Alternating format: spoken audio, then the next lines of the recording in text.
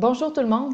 Alors, nous sommes l'équipe 5 et aujourd'hui, je vais vous présenter notre travail entourant la polémique sur l'entreprise Abercrombie et Fitch. Donc, voici une brève mise en contexte. L'entreprise, c'est plus de 1000 magasins avec une présence aux États-Unis, au Canada, en Asie, en Europe ainsi qu'au Moyen-Orient et une répartition de son chiffre d'affaires avec 5,5% au Canada et plus de 91% aux États-Unis. L'entreprise a été fondée en 1892 par David Abercrombie et Ezra Fitch et elle a connu plusieurs changements de propriété et d'expansion au cours des années pour l'amener à ce qu'on connaît aujourd'hui. Elle s'adresse autant aux hommes, aux enfants et aux femmes avec une vaste gamme de vêtements, de sous-vêtements, d'accessoires, de chaussures, de parfums et de soins du corps. Elle compte plusieurs filiales dont Hollister & Co et Abercrombie Kids. Avant cette crise-là, elle s'adressait notamment aux cool kids, donc les adolescents cool, et il s'adresse principalement à une clientèle jeune. Voici un bref rappel de la crise. Donc, c'est suite aux propos tenus par le président directeur général suite à l'inexistence d'une ligne de vêtements plus large pour les femmes et aussi des standards qui ont été soutenus par la marque en ce qui concerne l'attrait physique du consommateur.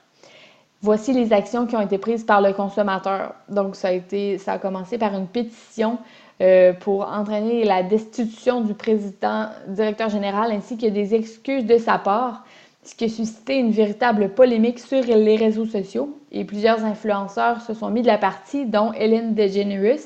Et une vidéo de boycott a été relayée sur YouTube ainsi que sur les différents médias sociaux. En fait, ce qui était encouragé, c'est de donner les vêtements de cette marque aux sans-abri, donc pour dévaloriser la marque, et ça a été vu par plus de 8 millions de personnes. Les conséquences de cette crise, donc l'abandon des mannequins en magasin, une gamme de vêtements plus large pour les femmes, un changement de l'expérience de magasinage, donc l'entreprise qui était reconnue et connue pour son parfum qui était abondant dans les magasins, les lumières tamisées, eh bien, cette stratégie-là a été mise de côté. L'entreprise a été notée comme la moins réputée par le Reputation Institute en 2018 et elle a obtenu un score très bas en matière de responsabilité sociale, ce qui a entraîné en 2013 la baisse de 11% des ventes et du prix de son stock et ça a aussi causé plus de 200 fermetures de magasins, notamment pour se concentrer sur l'expérience client. Maintenant, voici un résumé des forces, faiblesses, opportunités et menaces de l'entreprise. Donc, pour les forces, on compte notamment la vaste gamme de produits ainsi que sa qualité, la notoriété de la marque et son large inventaire de magasins qui compte plus de 1000 succursales. Elle s'adresse à un public large et varié et peut compter sur plusieurs années d'expérience, en plus d'une présence importante sur les réseaux sociaux et d'un héritage solide grâce à une stratégie de communication et finalement son site web qui est super performant. Parmi les faiblesses, on compte les crises latentes, des poursuites en justice de plusieurs employés, des conditions de travail et d'embauche discriminatoires, une image sexualisée qui déplaît à plusieurs consommateurs et le manque de considération de réaction des consommateurs. Parmi les opportunités, donc on compte l'expansion à l'étranger par une stratégie de franchise, le changement des tendances et des stratégies de vente, particulièrement dans le secteur des vêtements, les différents canaux de vente et bien sûr des opportunités de croissance dans le commerce électronique et en ligne qui ouvrent à l'internationalisation. Parmi les menaces, par contre, on compte une concurrence féroce, en fait le fast fashion qui évolue à un rythme effréné et difficile à suivre, en plus d'une fidélisation de la clientèle qui est plutôt difficile. On compte aussi l'augmentation des coûts des matières premières et des salaires qui peuvent être une menace à long terme et même à court terme pour l'entreprise. Voici donc notre diagnostic de plan de sortie de crise.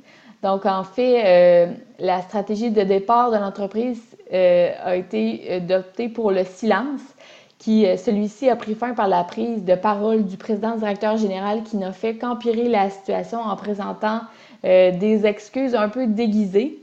Ça s'est poursuivi par la publication d'un communiqué de presse explicatif de la situation. et de la destitution du président-directeur général, puis son remplacement par M. Fran Horowitz, et l'adoption d'une nouvelle stratégie de communication, le changement de stratégie pour le marketing sensoriel, l'adoption d'une ligne de vêtements plus mature parmi son catalogue et l'abandon des politiques de discrimination fondées sur l'apparence physique. Voici donc maintenant les limites de cette stratégie qui ont été employées. Donc, le manque de ponctualité des réactions et le retard des actions de sortie de crise, le manque de réactivité, le silence de l'entreprise a donc donné place à un bouche à oreille négatif de la part des consommateurs, un manque de sincérité dans ce qu'a présenté comme excuse le président-directeur général, la rétention du président qui était en place à ce moment-là et de son équipe, la campagne anti-bullying qui a tardé à avancer et à être mise en place, ainsi que la stratégie d'amoindrissement dont a fait preuve l'entreprise.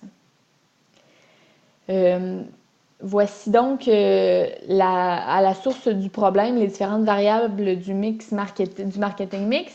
Donc, pour ce qui est du produit, le refus de production des vêtements de taille plus large pour les consommateurs et la stratégie de communication qui a été mal exploitée et aussi une stratégie qui ne correspondait pas aux valeurs qu'épousait l'entreprise. Donc, on a fait l'analyse en fonction du Crisis Communication Network et en fonction de valider que les accusations étaient bel et bien vraies, que la crise était sévère et que les consommateurs s'identifient à la marque. Donc, c'est en fonction de ces critères-là qu'on a basé notre stratégie de marketing.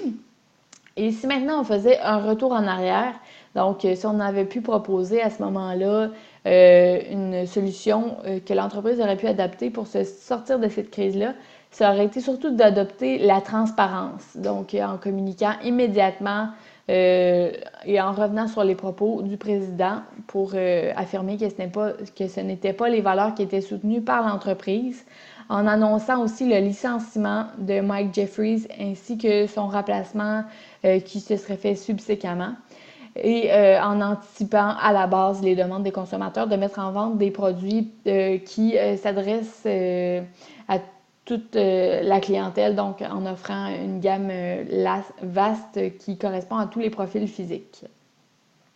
Voici maintenant l'initiative responsable que nous proposons à l'entreprise maintenant. Donc, c'est d'établir une stratégie de marketing de cause et de s'en servir comme levier de différenciation.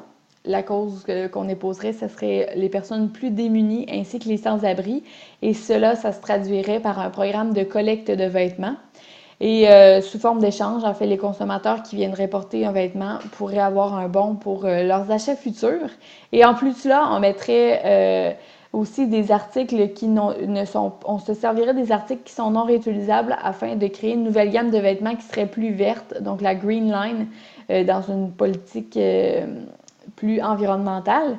En plus de cela, on fonderait la fondation Abercrombie & Fitch afin de solliciter les consommateurs et de les impliquer par divers moyens qui seraient promus par nos médias sociaux, par le site Internet, afin de mobiliser les troupes, ce qui inclurait bien sûr l'adhésion de tous les employés et la participation des consommateurs. Et malgré que cette initiative-là, on la recommanderait pour les États-Unis en premier, ben, c'est une stratégie qui pourrait s'internationaliser et s'étendre à toutes les places d'affaires de l'entreprise. Voici maintenant le consommateur que l'on vise avec notre initiative, donc les milléniaux, qui étant déjà à plus grand le public ciblé par l'entreprise. Et comme je viens de le préciser, ça serait d'abord aux Américains que ça s'adresserait.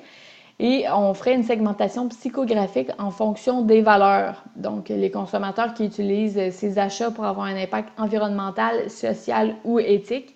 Donc, la nouvelle gamme de vêtements proposée justement avec les morceaux de tissu recyclés pourrait bien correspondre à ce type de profil.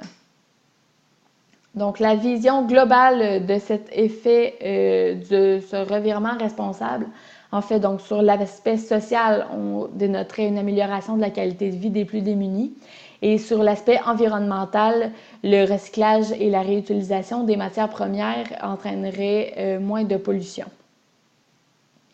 Voici maintenant un graphique qui démontre l'impact sur l'image de l'entreprise. Donc, on constate qu'au fil du temps, des mois, l'image d'Abercrombie Fitch ne va qu'en déclinant, alors que ses concurrents American Eagle et H&M vont plutôt bien. Donc, nous, ce que l'on propose pour améliorer cette image-là, ça passe notamment par une amélioration de l'image de marque, donc l'expérience client qui était déjà bonne. Nous, on vient la modifier en changeant l'ambiance qui est reliée au magasinage, donc en étant plus convivial et inclusif. Et on est convaincu que ces changements-là vont avoir un effet positif sur l'image de marque qui ne sera qu'être plus forte malgré l'absence des mannequins et malgré les éléments qui ont été retirés des magasins. On est convaincu qu'en optant pour une stratégie qui va être inclusive et qui ne sera pas discriminatoire, bien, cela aura sans doute un impact négatif sur l'image, positif sur l'image de l'entreprise. Donc, en conclusion, les entreprises vivent toutes différentes crises. L'important, c'est de savoir les voir venir, les planifier et de prévoir une bonne stratégie pour y mettre fin. Merci de nous avoir écoutés.